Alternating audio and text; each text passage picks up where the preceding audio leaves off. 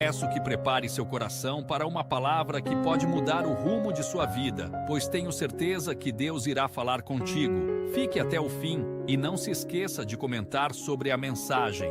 Deixa seu like e compartilhe. Eu gosto muito de preservar o ambiente. Se você vai perceber que quando Adão peca, ele não perde Deus, ele perde o jardim, ele perde o ambiente.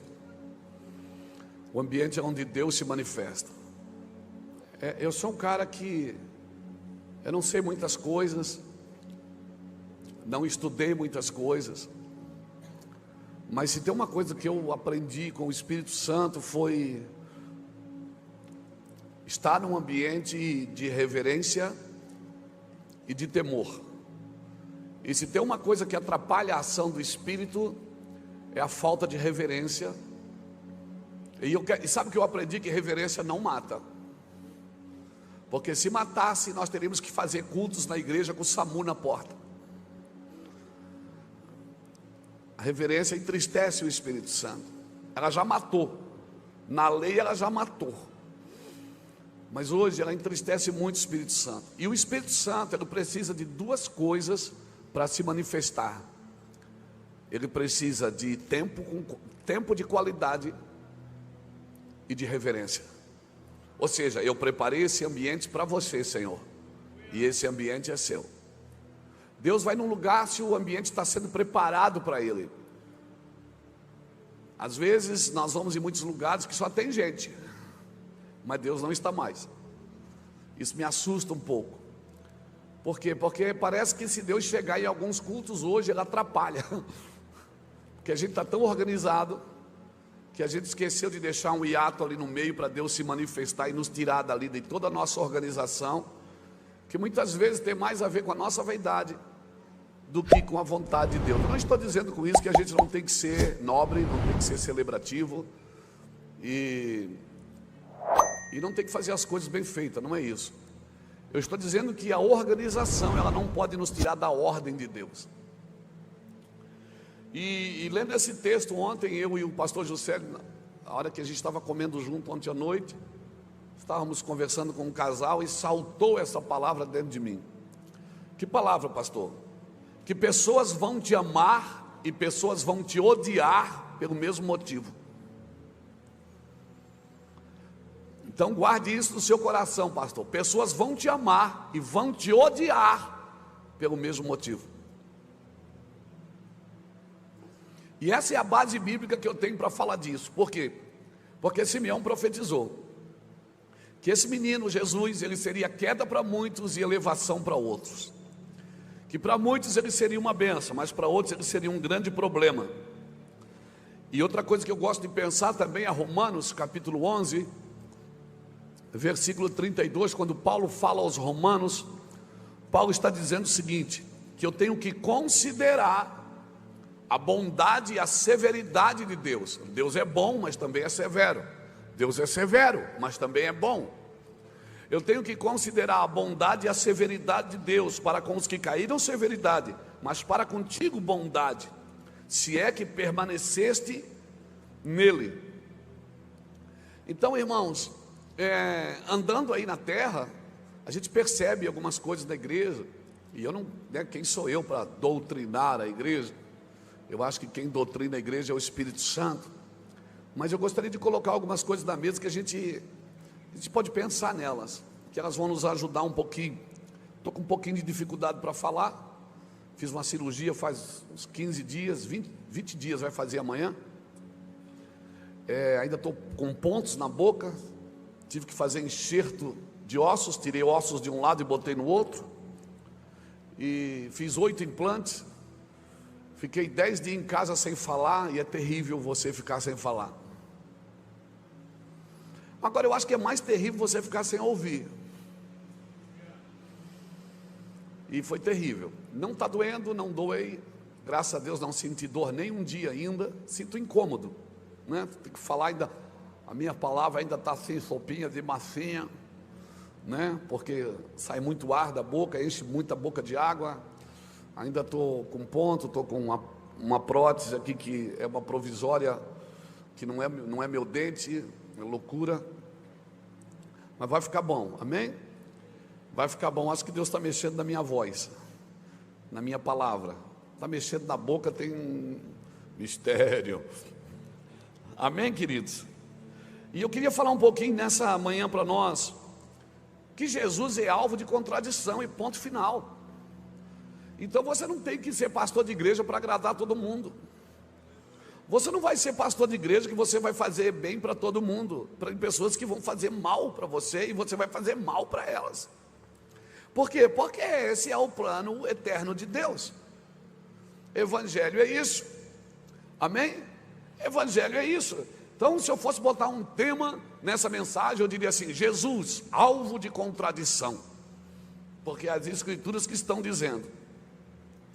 E é tão interessante, pastor, mas como é que eu não quero andar na contradição, eu quero andar na elevação, eu quero andar naquilo que é bom. E a Bíblia fala disso. Romanos 8, está na Bíblia? Está na Bíblia. Romanos 8, 28. Diz que todas as coisas concorrem para o bem daqueles que amam a Deus e andam segundo o seu propósito. Então eu não posso esperar que as coisas contribuem com a minha caminhada se eu não ando segundo a vontade de Deus. Se eu não ando segundo a vontade de Deus, nada vai contribuir com a minha caminhada. Amém, queridos? Então eu preciso entender isso, porque se eu não entendo, eu acabo saindo do plano de Deus. Eu acho que a igreja só vai fazer bem, a igreja tem que fazer bem para todo mundo. Não, irmãos, tem gente que vai sair do culto com raiva de você. E para mim isso é um grande avivamento. Avivamento não é a tampa voando, é o fundo caindo. Avivamento não é quando você sai alegre, meu Deus, que palavra, estou aliviado. Não, ninguém quer aliviar ninguém, não. A palavra não é para te aliviar, não, é para te conduzir no propósito de Deus. Avivamento não é quando você sai alegre com você mesmo, é quando você sai alegre com o pregador, é quando você sai triste com você mesmo. É quando você analisa o que foi dito e você pensa: cara, eu não sou crente, eu preciso melhorar o que eu estou fazendo. E todo lugar que confronta a sua mente para revelar seu coração, olha, presta atenção nessa palavra, porque ela vai ser avassaladora na sua vida. Então, Jesus é um alvo de contradição, e eu preciso entender, porque qual é o plano de Deus para a minha vida? É abrir uma igreja, encher cadeiras, fazer cultos? Vai chegar uma hora que isso vai cansar você. Eu nem vou perguntar quem já cansou.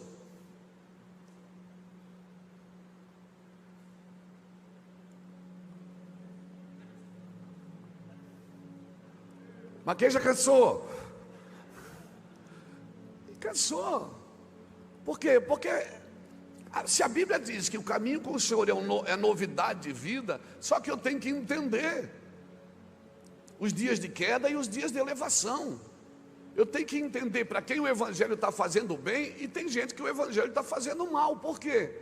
Porque vai confrontar as suas atitudes. Se confronta a sua, vai confrontar de quem te ouve.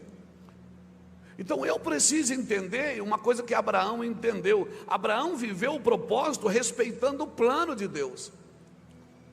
Ele viveu o propósito. Se você olhar para Gênesis capítulo 3 ao capítulo 11, do capítulo 3 de Gênesis ao capítulo 11 de Gênesis, sabe quantos mil anos tem ali? 2000 anos. Aí depois do capítulo 12 de Gênesis até Jesus, tem mais 2000 anos. Ou seja, do capítulo 3 ao 11 tem 2000 anos de história, de vida. Do capítulo 12 até Jesus tem mais 2000 anos. Parece que Deus desacelera e começa a ficar mais sucinto, contando as histórias com mais pontualidade. Ou seja, dá uma pausa, dá um desaceleramento aqui, se é que existe essa palavra. O plano de Deus e o propósito de Deus são coisas distintas. A gente se fala muito para andar no propósito, para viver o plano, mas o propósito de Deus é o alvo final daquilo que Deus está fazendo. E o plano é o processo para se chegar nesse alvo final. Então eu tenho um plano que vai me levar a um processo. Agora esse plano que eu estou vivendo como igreja, como pastor, é o meu plano, é o plano que Deus tem para mim. Porque eu vou te garantir uma coisa: você não vai ser feliz juntando dinheiro, Você não vai ser feliz abrindo igreja, você não vai ser feliz fazendo coisas que você acha que todo mundo faz, eu tenho que fazer também. Você vai ser feliz fazendo a vontade de Deus. E isso tem um plano para chegar a um propósito. O plano de Deus é para chegar no propósito. Como eu disse, Romanos 8, 22, todas as coisas cooperam para o bem daqueles que amam a Deus e andam segundo o seu propósito. Não espere que, se eu estou fora do propósito, da ação de Deus, eu vou ser feliz. Não vou. O que Deus tem para mim já está criado no Espírito, só que ele precisa ser formado na terra. E por isso eu preciso viver o plano. A Bíblia diz que ele escreveu no seu livro sobre mim, sem que nenhum dos meus dias existisse. Salmo 139, verso 17, eu acho que é 16 ou 17, diz que ele escreveu sobre mim sem que nenhum dos meus dias existisse. Ou seja, Deus fez um plano e eu preciso descobrir esse plano. O problema é que eu sou arrastado para a igreja, para ministérios, para ver qual é o meu projeto de vida. Às vezes no final do ano, no calor da força da gente começar um ano novo, de pisar num novo cenário, a gente faz um plano, um projeto de vida. E às vezes a gente até tem que botar um dinheirinho dentro do envelope, para que o plano funcione. Senão parece que tem coisa que só funciona se eu der alguma coisa. Se eu não der, não funciona. Então eu vejo que nós estamos num momento da igreja brasileira que eu e você precisamos refazer algumas coisas, refazer a rota. Sabe o GPS, quando você pega uma rua errada, ele não tem que refazer a rota? Você pegou errado, você não seguiu a cordinha azul ali, aí de repente aí ela recalculando a rota. Então eu vejo irmãos que estão perdidos, às vezes andando em círculos, não porque são maus, é porque perderam o plano. Mas querido, fica aí, não vai fazendo coisa para achar o caminho de volta. O Senhor está recalculando a rota da igreja brasileira, eu creio nisso. E eu quero falar como um profeta aqui nessa manhã para os pastores. Deus está recalculando a rota da igreja brasileira. E o que Deus tem para mim já está criado no Espírito, mas agora precisa ser formado nesta terra. Então como é que eu faço? É muito mais importante para mim eu conhecer o plano eterno de Deus, ou o plano global de Deus para toda a humanidade, do que conhecer o plano só para a minha vida. E parece que hoje as pessoas são arrastadas para a igreja para elas descobrirem o plano que Deus tem para a vida delas. E às vezes elas estão tão entusiasmadas em descobrir o plano da vida delas, que muitas vezes o plano da vida delas, que alguém disse para elas, não tem nada a ver com o plano de Deus eterno para a vida dela. Porque se eu estou no plano original de Deus, para chegar a um propósito de Deus, todas as coisas cooperam para o meu bem. Quer chova, quer faça sol, em Alphaville ou em Alfavela, tudo vai contribuir para o meu bem. Eu sei que eu estou passando por fases, e as fases são necessárias. Primeiro a erva, depois a espiga, e por último o grão cheio na espiga. Primeiro Jesus é o caminho, a verdade e a vida. Primeiro eu começo a produzir 30 sementes, eu olho para quem está produzindo a 100, eu já quero correr para produzir que nem ele. Não, é 30, é 60 e é 100. É primeiro o ato, depois o lugar santo, depois o santo dos santos. Deus é um Deus de propósitos e de fases, e eu preciso entender isso. Aleluia, porque senão eu vou bolindo o propósito, o plano para chegar no propósito, e se eu chego antes da hora, meu irmão, eu me perco. Tem algumas coisas que Deus está parando você, porque Ele não pode te dar agora, porque se Ele te der agora, você se mata, você se perde. Deus faz tudo perfeito ao seu tempo. Há um tempo e um modo para todas as coisas debaixo do céu. E Deus tem um plano eterno, e Ele está dizendo o seguinte: abandona a sua vida, solta o seu plano, solta o seu projeto, e vem para dentro daquilo que eu estou fazendo, e descubra o que eu estou fazendo. E aqui nesse lugar você vai ser feliz. Aleluia, Deus vai me abençoar. Não vai. Não vai. E no final da vida você vai estar frustrado, dizendo: puxa, por que não deu certo comigo? Porque Deus tem um plano de queda e elevação. É por isso que tem dia que você acorda na terra, tem dia que você acorda no céu. Tem dia que você acorda com vontade de salvar o mundo, tem dia que você acorda com vontade de deixar o mundo.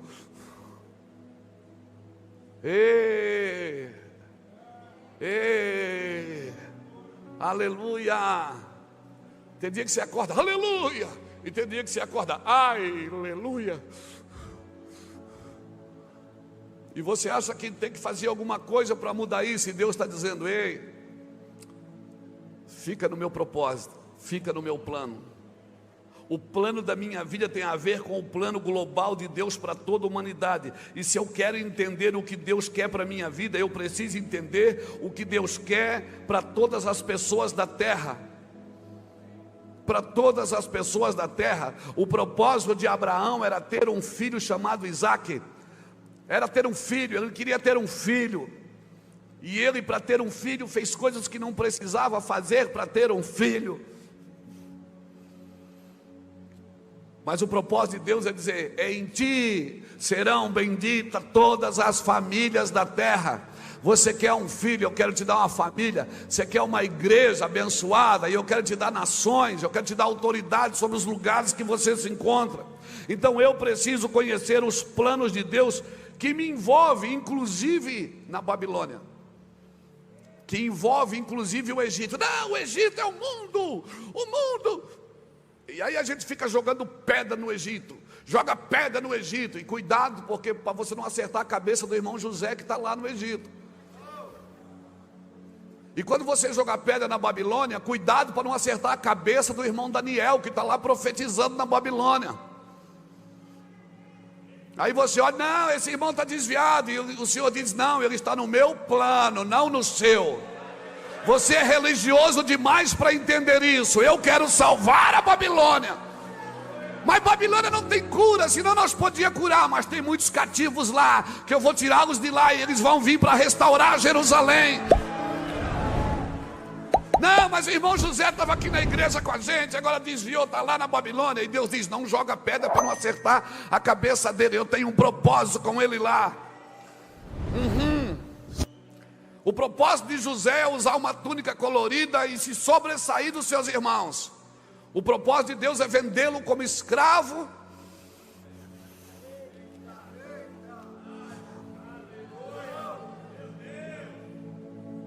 Mas fique tranquilo, Zé, é só por 13 anos. E a gente olha e diz: esse aí não é o filho do Jacó. Esse menino era tão bom na igreja, cantava, louvava, agora está lá na Babilônia. E Deus está dizendo: cale a sua boca.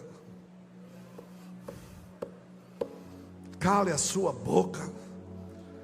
E sabe qual é o problema da igreja? É porque quando ela não entende o plano eterno de Deus, ela ataca. Porque a religião ataca tudo, ela destrói tudo que ela não pode controlar. Ela tenta parar todo mundo quando ela não consegue entender o movimento.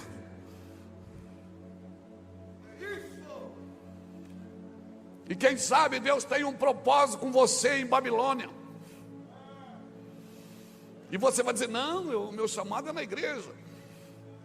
E Deus diz: e se eu quiser levar você em Babilônia? E se eu quiser que você seja o prefeito da cidade? E se eu quiser que você feche a igreja e abra uma multinacional? Aí você diz: não, eu sou espiritual, eu sou pastor da igreja. E se Deus quiser, no seu livro Ele escreveu sobre você. E quando você chegar na eternidade, você vai chegar com as 10 igrejas que você abriu. E você vai chegar lá: aqui, Deus, as 10 igrejas que eu abri. E Deus disse: não, mas aqui no livro tem outra coisa. Aqui diz que você seria gerente de uma multinacional e investiria milhões em nações. Aí o Senhor, Ele vai dizer: não, Senhor, eu abri as igrejas para ti. O Senhor diz: não, abriu para você, é a sua vaidade. Porque aqui no meu livro eu escrevi sobre você, e eu queria que você fosse líder de uma multinacional. Senhor, mas meu irmão, o que é mais espiritual? É ser pastor ou ser empresário?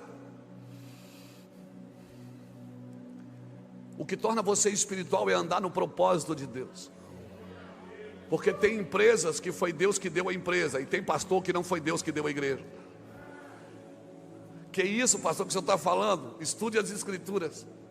Em teu nome eu fiz, em teu nome. Ele diz, mas eu não conheço você porque a gente não conversou sobre isso.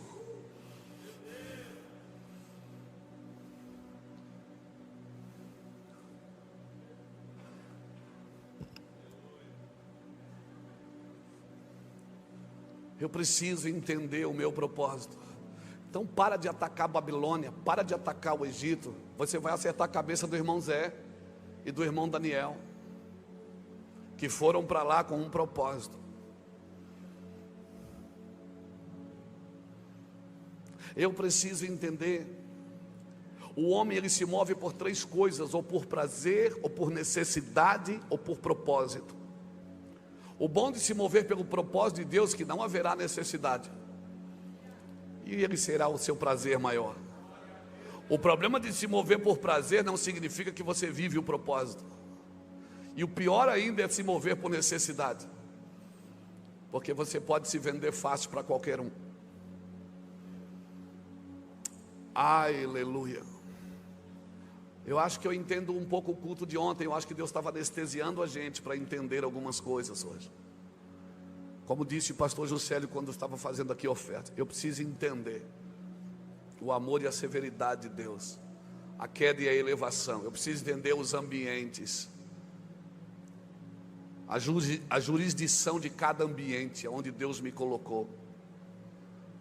Nós tomamos decisões por aquilo que precisamos fazer, e não sobre aonde precisamos estar. E quer saber? Eu não sei tudo que eu preciso fazer. Eu não sei, pastor Juscelio, tudo que eu preciso fazer, mas eu sei aonde eu preciso estar, porque o que eu preciso fazer está exatamente aonde eu preciso estar. Sabendo aonde eu preciso estar, ali eu vou encontrar o que eu preciso fazer. O problema é que eu saio querendo fazer tudo, mas na realidade eu estou procurando um lugar para estar.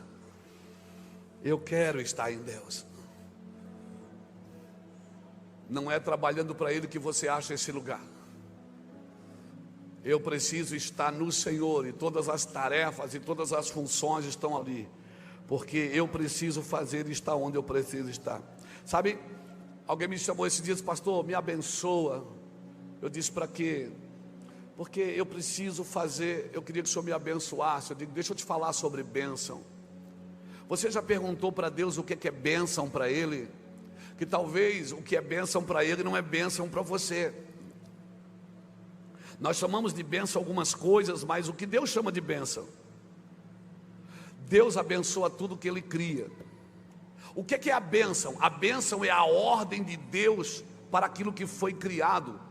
Funcione para aquilo que foi criado. Qual é a bênção de um pássaro? É voar. Qual é a bênção de um peixe? Quando você tira ele da água, acontece o quê? Porque saiu da bênção. Qual é a bênção de um homem? Domine o homem sobre todas as... Quando o homem é dominado por coisas, ele saiu da bênção. Ele é dominado pelo ministério que ele criou, ele é dominado pelo púlpito que ele montou, ele é dominado pela igreja, ele é dominado pela empresa, ele é dominado por tudo que ele está fazendo. Tudo, ele é vítima do que ele criou. Ele fez uma gaiola de ouro e entrou dentro. E o Senhor está dizendo, essa não é a sua bênção. A sua bênção é dominar sobre todas as coisas, não sobre todas as pessoas.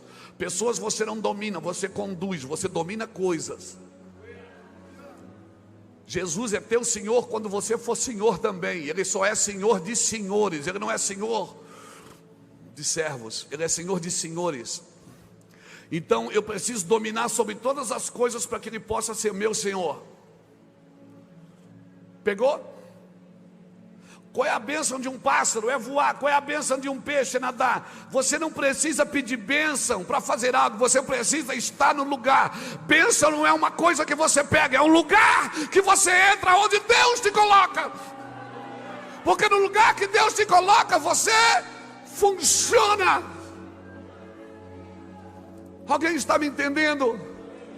Você não precisa gostar do culto, você precisa entendê-lo, porque você desfruta o que você entende. E eu estou atrás de coisas. Quem veio buscar a sua bênção? Eu estou atrás de coisas. E o Senhor está dizendo: bênção não é coisas, é um ambiente. Perder a bênção é perder o ambiente. Perder a bênção é perder o ambiente. Israel, quando desviou, perdeu Jerusalém. Adão, quando desviou, perdeu o jardim. É perder o lugar. Mas eu perdi a salvação. Não, salvação não tem a ver com isso. Salvação é aquilo que Jesus fez por você. Mas a autoridade, a legalidade, a jurisdição, você precisa estar no lugar que Deus te colocou. E o lugar que Deus te colocou, ali está a autoridade. Ali está a autoridade. Amém? É ali que está a autoridade. Ali está a bênção do Senhor. Então procure saber onde o Senhor me quer, o que eu fui chamado para fazer, porque o que eu fui chamado para fazer está exatamente aonde o Senhor me quer. Pegou isso? Então bênção significa que eu fui colocado no lugar que eu deveria existir. Então a bênção de um peixe é nadar, a bênção de um pássaro é voar, e a bênção de um homem, qual é a bênção de um homem?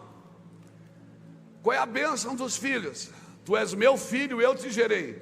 Pede-me e eu te darei o quê? Nações, lugares, ambientes, autoridade sobre esses ambientes. Quando ele chega, Adão peca. Adão está escondido atrás de uma folha de figueira que ele mesmo colocou sobre a frente, e se esconde atrás das árvores que Deus colocou ali para alimentá-lo. E Deus pergunta o que para ele? Aonde tu estás? Quando Deus fez essa pergunta, não significava que Deus não sabia onde Adão estava. Quando Deus perguntar para você aonde tu estás, é porque tu não sabes aonde tu estás. Quando Deus perguntou aonde tu estás, Adão, Ele estava dizendo: Adão, você está em maldição, porque você saiu do lugar que eu coloquei você para estar. E por isso Deus tirou-os do jardim, colocou 2 querubins na porta e disse: esse lugar agora é para quem vencer. E quem vencer comerá da árvore da vida que está no meio do paraíso de Deus. Esse lugar está lá, esperando alguém que ande no lugar em Deus. Então há lugares preparados. Pastor, você acredita no céu literal? Acredito. Eu não acredito no céu imaginário, porque Deus não faria novo céu e nova terra. A terra é física, o céu é espiritual, mas eu acredito que é um ambiente. É um ambiente. Então, para se chegar no propósito, eu preciso do plano, irmãos. Um avião está ali, parado no aeroporto, abastecendo, colocando alimento, colocando os passageiros, mas ele não decola enquanto não chegar o plano de voo. Aí chega alguém com um guarda-pozinho, com uma plancheta na mão e dá para o piloto. E sai e diz: obrigado, obrigado, valeu. Eles fecham a porta e voam. Por quê? Porque embora ele sabe para onde ele está indo, ele precisa de um plano para chegar lá. Eu sei aonde nós estamos indo e você sabe também. Jesus deixou claro em João 8: eu sei de onde vim, sei para onde vou, por isso meu testemunho é verdadeiro. Você sabe para onde você precisa, mas você tem um plano de como chegar nesse lugar, que já é seu, que já está preparado. Aleluia, que já está preparado. Amém? Aleluia. Por quê? Porque quem vive no propósito de Deus, ainda que mude o cenário, ele não sai do propósito. O que você faz em Campinas, você fazia em Naveraí.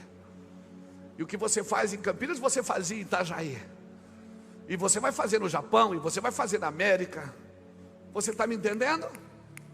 Porque quem anda no propósito muda o cenário. Paulo e Silas, Atos 16:16. Paulo e Silas estão indo todo dia no caminho de oração. Todo dia eles vão orar. E vai uma mulher atrás, falando: meu Deus, que unção, que glória, que poder. Meu Deus, que homem de Deus. Meu Pai, que unção, que glória. Aquilo foi incomodando Paulo. Um dia, 2 dias, e foi passando o dia. Um dia Paulo orou, olhou para trás e disse: cala a boca, Satanás.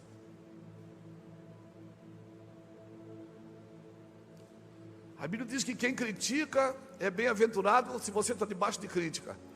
Se você está debaixo de elogio, toma cuidado. Porque quando Satanás não consegue te puxar, ele te empurra. E começa a dizer: meu Deus, que unção. Aí você já fica pensando: cara, é verdade, eu sou ungido mesmo. O que Deus faria sem um cara que nem eu no ministério? Deus não é feliz sem eu. Por isso que Ele vai me levar para a eternidade. E aí a gente já começa a entrar nesse lugar. Já era. E aquela mulher ia atrás. E um dia Paulo disse: cala a boca. Por causa disso, Paulo e Silas foram presos no cárcere interior, açoitados e colocados na prisão. Meia-noite, no escuro, sem ver o outro. Paulo diz: ó Silas, dá um dó maior aí. E aí Silas: vão cantar, Paulo? Ele disse: ainda não estava indo para adoração? A gente não estava indo adorar a Deus? É porque hoje mudou o cenário, nós vamos parar de fazer o que nós fomos chamados? Ô Silas, dá um dó maior aí. Por quê? Ô Silas, é mistério. Hoje não é elevação, é queda. É queda, Paulo? Vai cair essas paredes tudo. Vai cair essas portas tudo. Vai cair essas correntes tudo. Ei, você precisa entender: quando o cenário muda, o propósito não muda.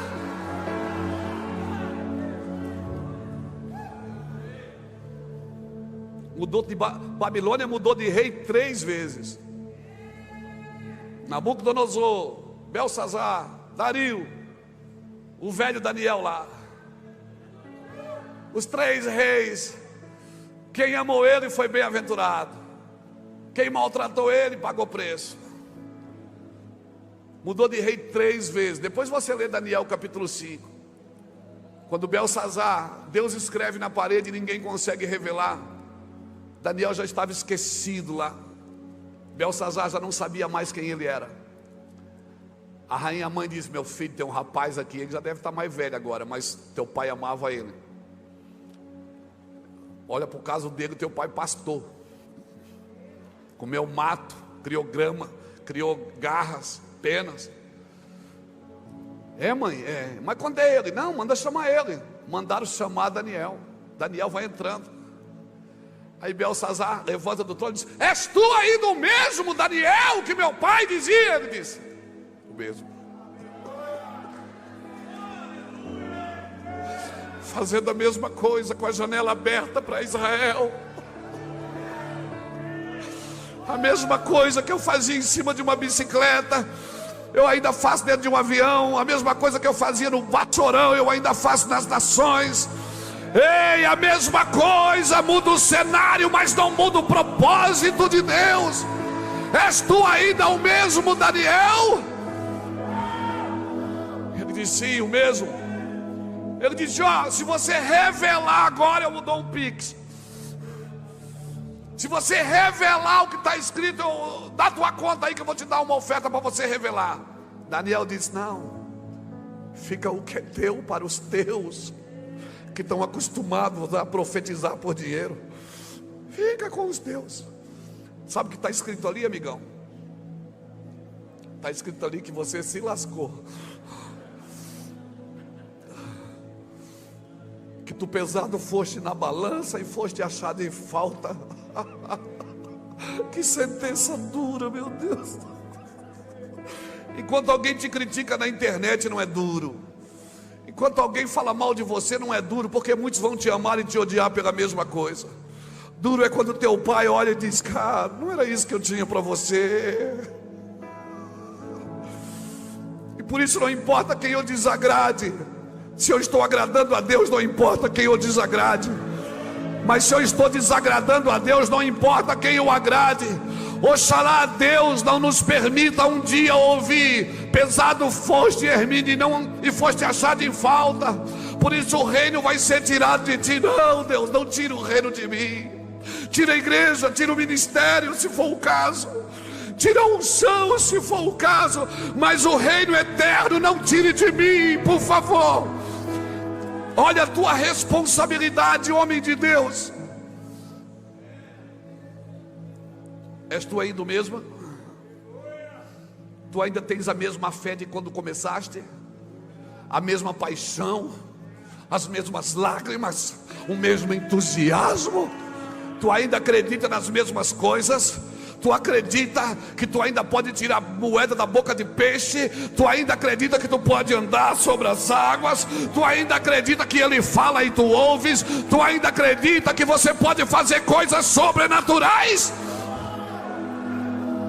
Ou você se perdeu na incredulidade, porque Deus não fez do seu jeito? Ele não vai fazer do seu jeito, cara. Ele tem um plano eterno. Nós queremos um plano sem aflições. Quando Ele diz: no mundo vocês vão ter aflições, nos meus planos vocês têm aflições. A paz do Senhor, meus irmãos. Gostou da mensagem? Deixa seu like e compartilhe. Veja outras pregações que preparei para você. É só clicar no link e Deus o abençoe.